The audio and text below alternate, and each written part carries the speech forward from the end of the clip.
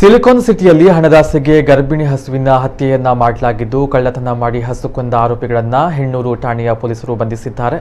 ಪ್ರಕರಣಕ್ಕೆ ಸಂಬಂಧಪಟ್ಟಂತೆ ಬರ್ಕತ್ ಮಹಮ್ಮದ್ ಇಮ್ರಾನ್ ಪಾಷಾ ಎಂಬವರನ್ನ ಬಂಧನ ಮಾಡಲಾಗಿದ್ದು ಮತ್ತೊಬ್ಬ ಆರೋಪಿ ಸುಹೇಲ್ ಎಂಬಾತ ಪರಾರಿಯಾಗಿದ್ದಾನೆ. ಜೂನ್ 6ರಂದು ಬೆಂಗಳೂರಿನ HBR ಲೇಔಟ್ನಲ್ಲಿ ಬೆಳಗಿನ ಜಾವ ಪೊಲೀಸ್ ಸಿಬ್ಬಂದಿ ಗಸ್ತಿನಲ್ಲಿದ್ದಂತಹ ವೇಳೆ ಆಟೋದಲ್ಲಿ ಅನುಮಾನಾಸ್ಪದವಾಗಿ 3 ವ್ಯಕ್ತಿಗಳು ಓಡಾಡ್ತಾ ಇದ್ರು. ಈ ವೇಳೆ ಆಟೋ ನಿಲ್ಲಿಸುವಂತೆ ಸೂಚಿಸಿದ್ದು ಆಗ ಆರೋಪಿಗಳು ಪರಾರಿಯಾಗಲು ಯತ್ನಿಸಿದ್ದಾರೆ.